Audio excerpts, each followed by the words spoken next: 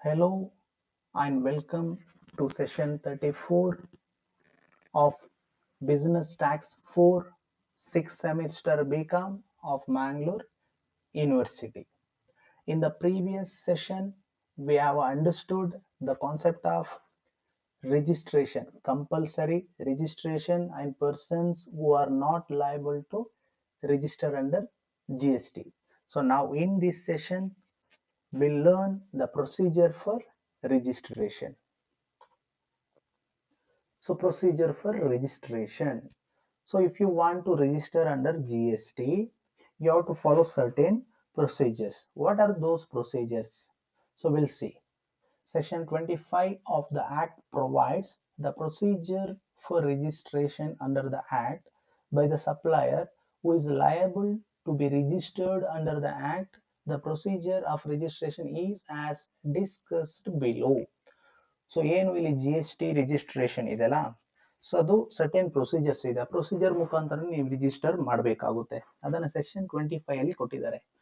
What are those procedures? First one, every person who is liable to be registered shall apply for registration in every such state or union territory in which he is so liable within 30 days from the date on which he become liable to registration. So ಇಲ್ಲಿ ಯಾವುದೇ ವ್ಯಕ್ತಿ ಆತ ಏನು G S ಟಿಗೆ registration ಮಾಡಬೇಕು ಅಂದ್ರೆ ಮೊದಲಿಗೆ ಆತ ಯಾವ ಸ್ಟೇಟ್ ಅಲ್ಲಿ ಬಿಸ್ನೆಸ್ ಮಾಡ್ತಾ ಇದ್ದಾನೆ ಅಂತ ನೋಡ್ಬೇಕಾಗುತ್ತೆ, ಅಥವಾ ಯಾವ ಕೇಂದ್ರಾಡಳಿತ ಪ್ರದೇಶದಲ್ಲಿ ಬಿಸ್ನೆಸ್ ಮಾಡ್ತಾ ಇದ್ದಾನೆ ಅಂತ ನೋಡ್ಬೇಕಾಗುತ್ತೆ. ಆ ರಾಜ್ಯದಲ್ಲಿ ಆತ 30 ದಿನದೊಳಗಡೆ ಈ ಜಿ ಎಸ್ ಟಿ ರಿಜಿಸ್ಟ್ರೇಷನ್ಗೆ ಅಪ್ಲಿಕೇಶನ್ ಅನ್ನ ಕೊಡ್ಬೇಕಾಗುತ್ತೆ. ಅಂದ್ರೆ 30 ದಿನದೊಳಗಡೆ ರಿಜಿಸ್ಟ್ರೇಷನ್ ನ ಮಾಡ್ಕೋಬೇಕಾಗುತ್ತೆ. Second one, such person shall before applying for registration declare his permanent account number, mobile number, email address, state or union territory in part A form GST registration 1 on the common portal. So ನಂತರ ಆತ ಏನ್ ಮಾಡ್ಬೇಕಂತಂದ್ರೆ ರಿಜಿಸ್ಟ್ರೇಷನ್ ಮಾಡೋದಕ್ಕಿಂತ ಮುಂಚೆ ಆತನ PAN card ತುಂಬಾ important. PAN card, mobile number, email address, ಆಮೇಲೆ ಯಾವ ಸ್ಟೇಟ್ ಆರ್ ಯೂನಿಯನ್ ಟೆರಿಟರಿ ಅನ್ನೋದನ್ನ ಆನ್ಲೈನ್ ಪೋರ್ಟಲ್ ಇದೆ, G S T online portal. ಅದರಲ್ಲಿ part A of the form G S T registration 1 ಅಂತ ಫಾರ್ಮ್ ಬರುತ್ತೆ. ಆ ಫಾರ್ಮ್ ಅಲ್ಲಿ ಆತ ಮೆನ್ಷನ್ ಮಾಡ್ಕೋಬೇಕಾಗುತ್ತೆ ಈ ಇನ್ಫಾರ್ಮೇಶನ್ ಎಲ್ಲ. Then the permanent account number shall be validated online by the common portal from the database maintain by the central board of direct taxes. Next ನಾವು PAN card ಅನ್ನ ಅಥವಾ ಪರ್ಮನೆಂಟ್ ಅಕೌಂಟ್ ನಂಬರ್ ಅನ್ನ ಅಲ್ಲಿ mention ಮಾಡಿರ್ತೀವಿ ಅಲ್ಲ, enter ಮಾಡಿರ್ತೀವಿ ಅಲ್ಲ, ಅದನ್ನ ವ್ಯಾಲಿಡೇಟ್ ಮಾಡಬೇಕಾಗುತ್ತೆ. ಅದನ್ನ ಅವರು ಆನ್ಲೈನ್ ಮುಖಾಂತರ ವ್ಯಾಲಿಡೇಟ್ ಮಾಡ್ತಾರೆ. ಸೊ ಅದು ಗೌರ್ಮೆಂಟ್ಗೆ ಬಿಟ್ಟಂಥದ್ದು, central board of direct tax ಮುಖಾಂತರ ವ್ಯಾಲಿಡೇಟ್ ಮಾಡ್ತಾರೆ. Then the mobile number declared shall be verified through a one time password send to the set mobile number. Mobile number ಅನ್ನು ಯಾವ ರೀತಿ ವೆರಿಫೈ ಮಾಡ್ತಾರೆ ಅಂದ್ರೆ, ಈಗ ನಿಮಗೆ ಪ್ಯಾನ್ ಕಾರ್ಡ್ ಅನ್ನ ಇಶ್ಯೂ ಮಾಡುವಂಥದ್ದು direct tax, central board of direct tax. So ಅದರ ಮುಖಾಂತರ ವ್ಯಾಲಿಡೇಟ್ ಮಾಡ್ತಾರೆ. ಮೊಬೈಲ್ ನಂಬರ್ ಅನ್ನ ವ್ಯಾಲಿಡೇಟ್ ಮಾಡೋದು ಹೇಗೆ ಅಂದ್ರೆ, ವೆರಿಫೈ ಮಾಡೋದು ಹೇಗೆ ಅಂದ್ರೆ, ನಮಗೆ ಒ ಟಿ ಪಿ ಕಳಿಸ್ತಾರೆ ಮೊಬೈಲ್ ನಂಬರ್ಗೆ, ಅದರ ಮುಖಾಂತರ ವೆರಿಫೈ ಆಗುತ್ತೆ mobile number. Next email address, again same email ಅಡ್ರೆಸ್ಗೆ ಏನು ಒ ಟಿ ಪಿ ಅನ್ನ ನಮ್ಮ ಮೇಲಿಗೆ ಕಳಿಸ್ಕೊಡ್ತಾರೆ, ಅದರ ಮುಖಾಂತರ ಇಮೇಲು ವೆರಿಫೈ ಆಗುತ್ತೆ. Next sixth one, on successful verification of the permanent account number, mobile number and email address, a temporary reference number shall be generated and communicated to the applicant on the said mobile number and email address.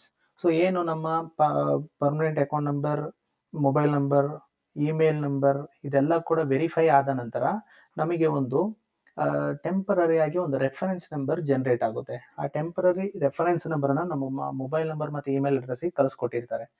Next, using the reference number generated under sub rule 3, the applicant shall electronically submit an application in Part B of Form GST Register 1, duly signed or verified through electronic verification code, along with the documents specified in the said form at the common portal.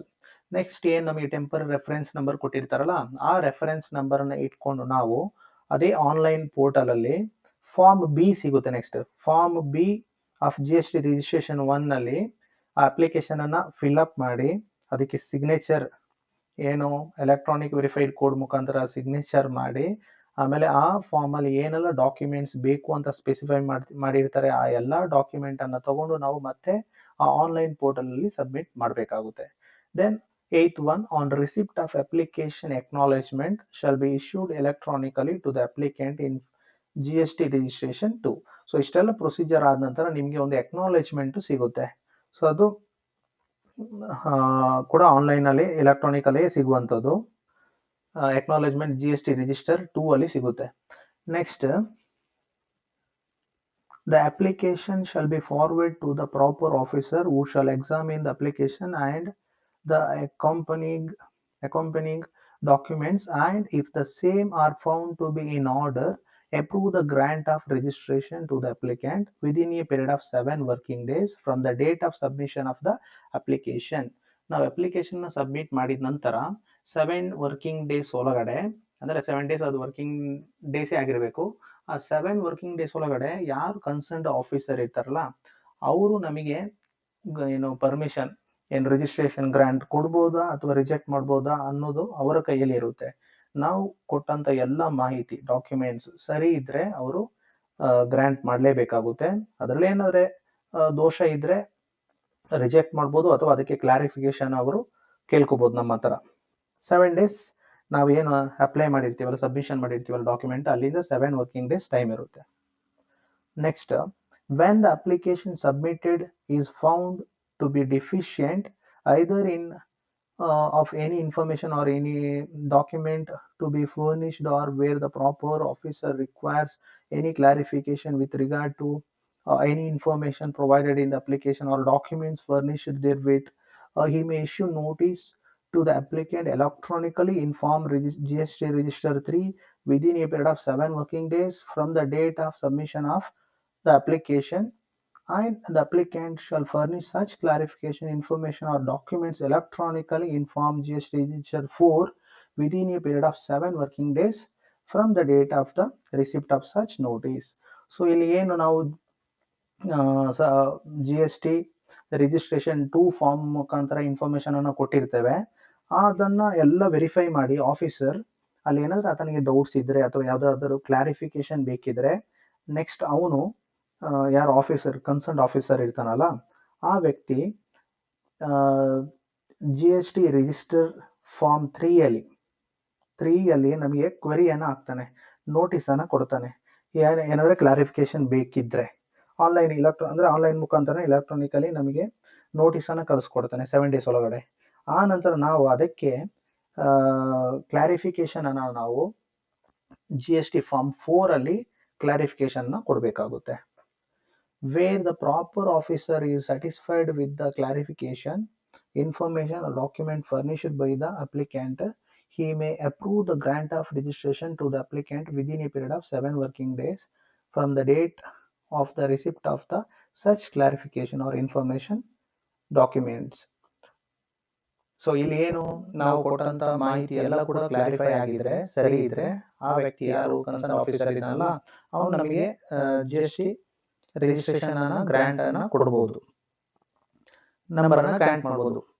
Wear no reply is furnished by the applicant in response to the notice, or where the proper officer is not satisfied with the clarification information document furnished, he shall, for reasons to be recorded in writing, reject that application and inform the applicant electronically in form GST Register 5.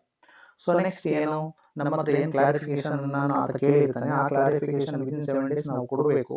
ನಾವು ಕೊಡದೇ ಇದ್ದಾಗ, ನಾವು clarification ಕೊಡದೇ ಇದ್ದಾಗ ಅಥವಾ ನಾವು ಕೊಟ್ಟಂತ clarification ಆ ಆಫೀಸರ್ಗೆ ಸ್ಯಾಟಿಸ್ಫೈ ಆಗದೇ ಇದ್ರೆ ಆಗ ನಮ್ಮ ಅಪ್ಲಿಕೇಶನ್ ಅನ್ನ ಆತ ಅಂದ್ರೆ ವಿತ್ ರೀಸನ್ ಯಾಕೆ ರಿಜೆಕ್ಟ್ ಮಾಡ್ತಿದೀವಿ ಅಂತ ರೀಸನ್ ಬರೆದು ನಮ್ಮ ಅಪ್ಲಿಕೇಶನ್ ಅನ್ನ ರಿಜೆಕ್ಟ್ ಮಾಡಿ ಅದರ ಇನ್ಫಾರ್ಮೇಶನ್ ನಮಗೆ ರಿಜೆಕ್ಷನ್ ಲೆಟರ್ ಅನ್ನ GST ರಿಜಿಸ್ಟರ್ 5 ಅಲ್ಲಿ ಮಾಹಿತಿಯನ್ನು ಕೊಡ್ತಾರೆ.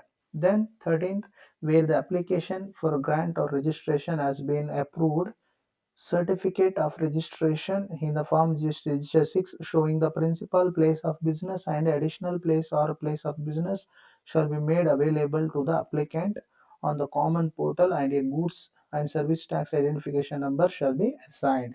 ಸಪೋಸ್ ನಾವು ಕೊಟ್ಟ ಮಾಹಿತಿ ಎಲ್ಲ ಕರೆಕ್ಟ್ ಇದೆ ಅಂತ ಅವ್ರು ಸ್ಯಾಟಿಸ್ಫೈ ಆದರೆ ನಮಗೆ ಸರ್ಟಿಫಿಕೇಟ್ ಆಫ್ ರಿಜಿಸ್ಟ್ರೇಷನ್ ಅನ್ನ ಅವರು ಕೊಡ್ಬೋದು, ಆಫೀಸರ್ ಇಶ್ಯೂ ಮಾಡ್ತಾರೆ.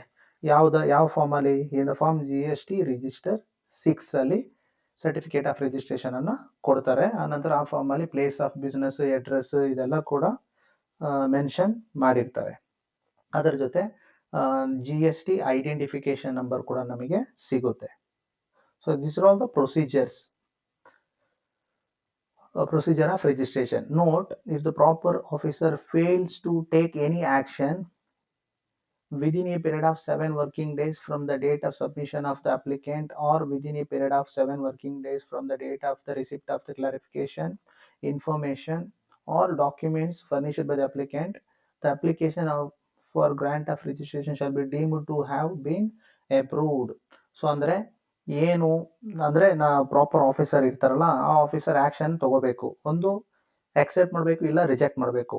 ಬಟ್ ನಾವು ಅಪ್ಲಿಕೇಶನ್ ಕೊಟ್ಟು ವಿದಿನ್ 7 days ಅಲ್ಲಿ ನಾವು ಅಪ್ಲಿಕೇಶನ್ ಸಬ್ಮಿಷನ್ ಮಾಡಿ ವಿದಿನ್ 7 days ಯಾವುದೇ ಆಕ್ಷನ್ ತಗೊಳ್ಳೋದಿದ್ರೆ, ಅಥವಾ ಕ್ಲಾರಿಫಿಕೇಶನ್ ಏನಾದರೂ ಕೇಳಿರ್ತಾರಲ್ಲ, ಆ ಕ್ಲಾರಿಫಿಕೇಶನ್ ಕೊಟ್ಟು ವಿದಿನ್ 7 days ಮತ್ತೆ ಯಾವುದೇ ಆಕ್ಷನ್ಸ್ ತಗೊಳ್ಳೋದೇ ಇದ್ರೆ ಅವರು ಅಂದ್ರೆ ಒಂದು ಗ್ರಾಂಟ್ ಮಾಡಬೇಕು, ಇಲ್ಲ ರಿಜೆಕ್ಟ್ ಮಾಡಬೇಕು. ಇದು ಯಾವುದು ಮಾಡೋದಿದ್ರೆ ಅದರ ಅರ್ಥ it deemed to have been approved, ಅಂದ್ರೆ ಅಪ್ರೂವ್ ಆಗಿದೆ ಅಂತಾನೆ ಕನ್ಸಿಡರ್ ಮಾಡ್ತೇವೆ. So next will see under this concept deemed registration. Section 26. Section 26 of GST Act 2017 defines deemed registration as the grant of registration or the unique identification number under the State Goods and Service Tax Act or the Union Territory Goods and Service Tax Act shall be deemed to be a grant of registration or the unique identification number under this act, subject to the condition that the application for registration or the unique identification number has not been rejected under this act within the time specified in subsection 10 of the section 25. So notwithstanding anything contained in subsection 10 of section 25, any rejection of application for registration or the unique identification number under the State Goods and Service Tax Act or the Union Territory Goods and Service Tax Act shall be deemed to be rejection of application for registration under this act. So ಅಂದ್ರೆ ಇಲ್ಲಿ deemed registration ಅಂದ್ರೆ ಏನು ಅಂದ್ರೆ, ಒಂದು already ನಾವು application ನ submission ಮಾಡಿ within 7 days concern officer action ತಗೋಬೇಕು, ರಿಜೆಕ್ಟ್ ಮಾಡಬೇಕು ಅಥವಾ ಅಕ್ಸೆಪ್ಟ್ ಮಾಡಬೇಕು. ಅಕ್ಸೆಪ್ಟ್ ಮಾಡಿದ್ರೆ ಅವರು grant registration certificate of registration ಕೊಡಬೇಕು, GST ಐಡೆಂಟಿಫಿಕೇಶನ್ ನಂಬರ್ ನಮಗೆ ಕೊಡಬೇಕು. ಸಪೋಸ್ ವಿದಿನ್ 7 days ಯಾವುದೇ ಆಕ್ಷನ್ ಅನ್ನ ತಗೊಳ್ಳೋದಿದ್ರೆ, ರಿಜೆಕ್ಷನ್ ಮಾಡಿಲ್ಲ, ಆಮೇಲೆ ಅಕ್ಸೆಪ್ಟು ಮಾಡದಿದ್ದಾಗ, ಅವಾಗ ಆಟೋಮೆಟಿಕ್ ಆಗಿ ನಾವು ಅದು ಡೀಮ್ಡ್ ರಿಜಿಸ್ಟರ್ಡ್ ಅಥವಾ ಡೀಮ್ಡ್ ರಿಜಿಸ್ಟ್ರೇಷನ್ ಅಂತ ತಗೋತೀವಿ. ನೆಕ್ಸ್ಟ್ ಸಪೋಸ್ ಏನಾದ್ರೆ ನಾವು ಕೊಟ್ಟಂತ ಡಾಕ್ಯುಮೆಂಟ್ಸ್ ಅಲ್ಲಿ ಏನಾದ್ರೆ ಡಿಫೆಕ್ಟ್ ಏನಾದ್ರೆ ಇದ್ರೆ, ಸರಿ ಇಲ್ದಿದ್ರೆ, ಅವಾಗ ಆತ ರಿಜೆಕ್ಟ್ ಕೂಡ ಮಾಡಬಹುದು. ಅಪ್ಲಿಕೇಶನ್ ಅಲ್ಲಿ ಕನ್ಸರ್ನ್ ರೀಸನ್ ಅನ್ನ ಬರೆದು ನಮ್ಮ ಕ್ಲಾರಿಫಿಕೇಶನ್ ಏನಾದ್ರು ಬೇಕಾದ್ರೆ ತಗೋಬಹುದು. ಕ್ಲಾರಿಫಿಕೇಶನ್ ಕೊಟ್ಟು ಕೂಡ ಸ್ಯಾಟಿಸ್ಫೈ ಆಗದಿದ್ರೆ ಪರ್ಟಿಕ್ಯುಲರ್ ರೀಸನ್ ಅನ್ನ ನಮ್ಮ ಅಪ್ಲಿಕೇಶನ್ ಅಲ್ಲಿ ಮೆನ್ಷನ್ ಮಾಡಿ ನಮ್ಮ ಅಪ್ಲಿಕೇಶನ್ ಅನ್ನ ಆತ ರಿಜೆಕ್ಟ್ ಮಾಡಬಹುದು. This is the deemed registration. Thank you.